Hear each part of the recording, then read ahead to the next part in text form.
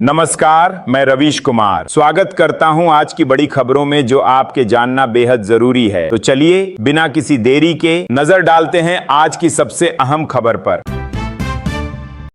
भारत और अफगानिस्तान के रिश्तों में आई है नई गर्माहट। लंबे समय के बाद दोनों देशों के बीच कूटनीतिक रिश्तों की नई शुरुआत हुई है। आइए जानते हैं आखिर ये मुलाकात क्यों है इतनी अहम। नई दिल्ली से बड़ी खबर।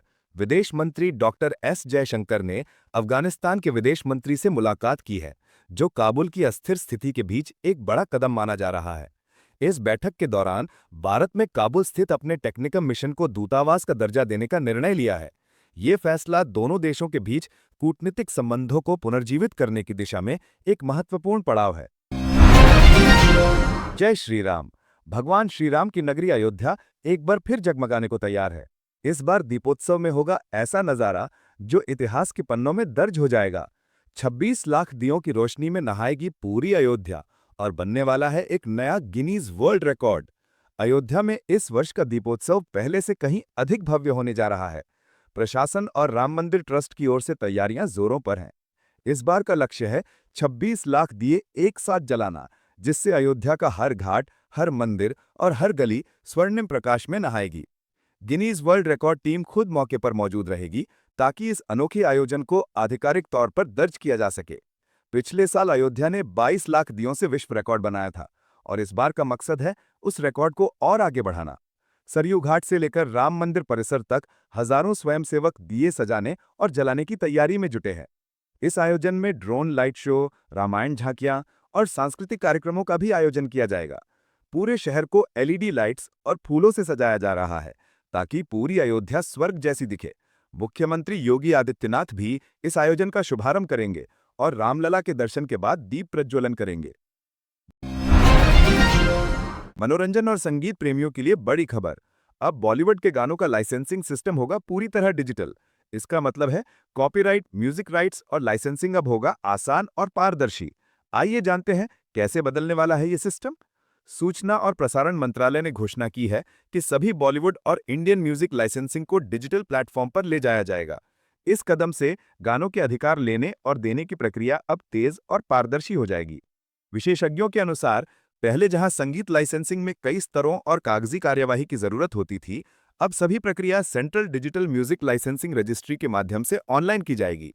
विशेषज्ञ मानते हैं कि इस डिजिटल प्लेटफॉर्म से न केवल बॉलीवुड बल्कि इंडिपेंडेंट संगीतकारों और स्टार्टअप म्यूजिक प्लेटफॉर्म को भी फायदा होगा। आर्टिस्ट अब अधिकतम रॉयल्टी पा सकेंगे और गानों के वितरण पर पूर्ण नियंत्रण रख सकेंगे।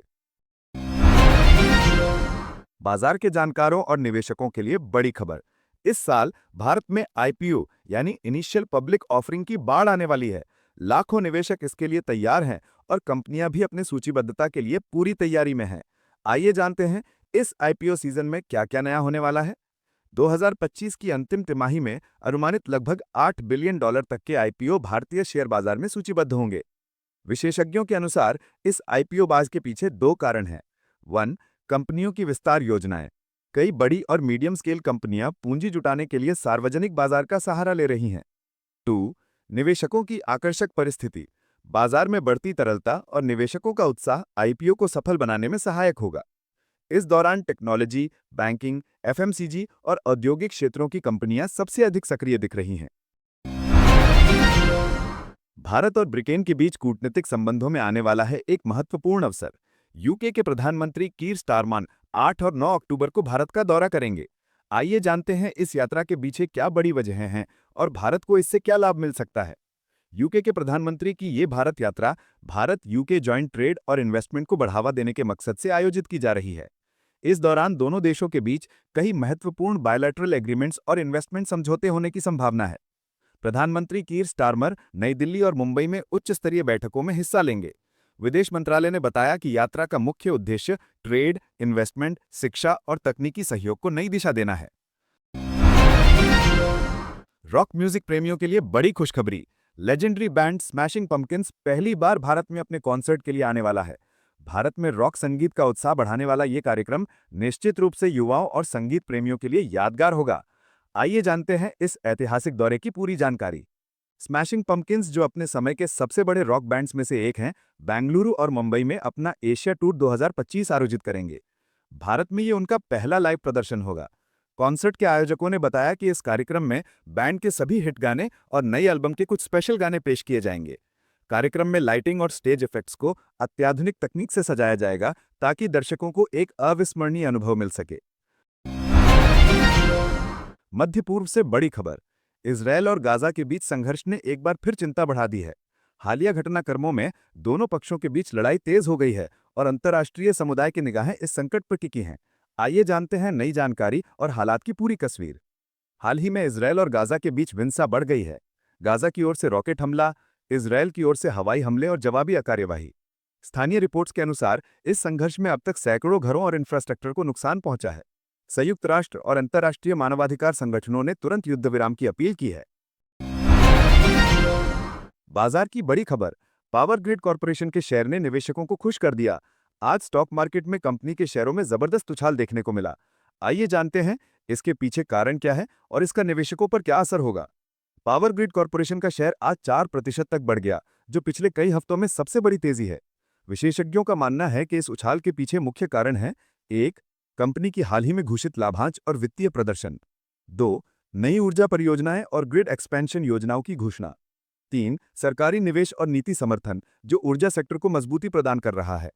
कंपनी के प्रवक्ता ने कहा कि निवेशकों का विश्वास और बाजार में स्थिरता पावर ग्रिड के लिए सकारात्मक संकेत हैं। बिजनेस जगत से बड़ी खबर। भारत के सबसे प्रतिष्ठित कॉर्पोरेट हाउस टाटा ग्रुप में बोर्डरूम विवाद की खबर सामने आई है। निवेशकों और उद्योग विशेषज्ञों की नजरें इस घटनाक्रम पर टिकी हैं। आइए जानते हैं विवाद के कारण और संभावित असर। टाटा ग्रुप के बोर्ड में हाल ही में कई महत्वपूर्ण निर्णयों को लेकर मतभेद सामने आए हैं।